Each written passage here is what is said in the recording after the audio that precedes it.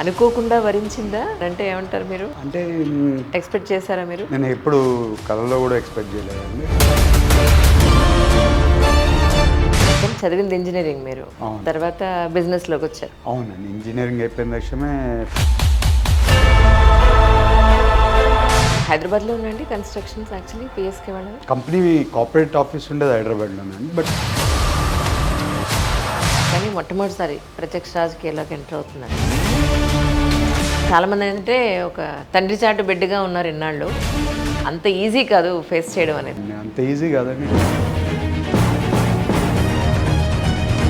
Polavaram project ఉందండి, dream project of Andhra. చాలా ఏళ్లుగా పెండింగ్లో ఉన్నాను. నేను ఎట్టి పరిస్థితులు ఈసారి కంప్లీట్ చేయాలని చాలా గట్టిగా ఉన్నాను.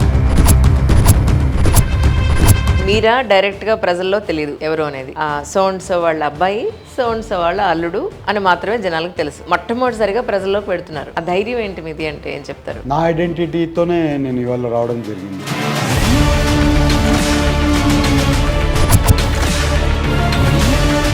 బేసిక్గా ఏలూరు ఇప్పటి వరకు మెజారిటీ ఆఫ్ ద టైమ్స్ కమ్మ కమ్యూనిటీకి ఇచ్చిందే ఎక్కువ. ఫస్ట్ టైం అనుకుంటే ఐ థింక్ ఒక బీసీలకి అవకాశం దొరకడం. ఎలా దీన్ని మీరు ఫేస్ చేయదలుచుకున్నారంటే ఏం చెప్తారు? ఇప్పుడు కమ్యూనిటీ కాదు ఇంపార్టెంట్. జగన్ గారి గవర్నమెంట్లో ఏపీకి జరిగిన మంచి అని అంటే ఏం చెప్తారు? జగన్ గారి గవర్నమెంట్లో ఒక సీఎం అంటే ఒక కింగ్ లాగా ఆ స్టేట్కి మంచి రాజుని తెచ్చుకొని మళ్ళీ రాష్ట్రాన్ని అభివృద్ధి పాటలు నడిపించుకోవడానికి అందరు రెడీ ఉన్నారు. అందరు పొలిటీషియన్స్ ఒప్పుకునేది ఏంటి అంటే కేరళ లాంటి స్టేట్లో అయితే ఎక్కువ డబ్బులు ఖర్చు పెట్టక్కర్లేకుండా రాజకీయాలు అయిపోతాయి.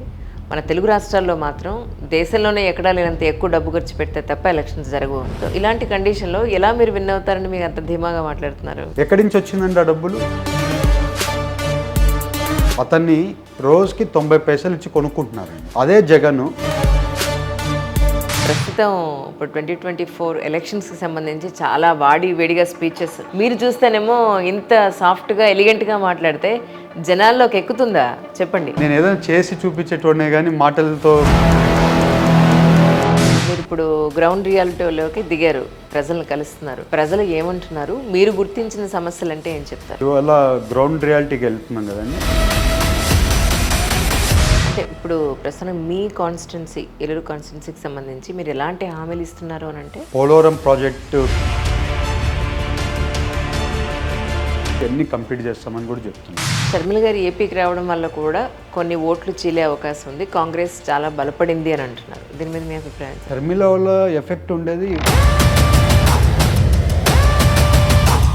ఏలూరు ప్రజానికి అందరికీ సందర్భంగా ఎలక్షన్ని దృష్టిలో పెట్టుకుని మీరు ఏం చెప్పదలుచుకున్నారంటే ఏం చెప్తారు? ఏలూరు ప్రజలందరికీ కూడా అండి. సో మీ వరకు పేరెంట్స్ అని అంటే వాళ్ళ గురించి మీరు ఏం చెప్తారు? మా మదర్ ఫాదర్ అండి చాలా కష్టపడి వచ్చారు. ఎక్కడో మా మదర్ కూడా ఈ జర్నీలో మీ ఫ్రెండ్స్ పాత్ర ఎంత ఉంది అని అంటే ఏం చెప్తారు? ఫ్రెండ్స్ పాత్ర చాలా ఉంది. ఇవాళ మా ఫ్యామిలీ, మా ఫ్రెండ్స్ వల్లే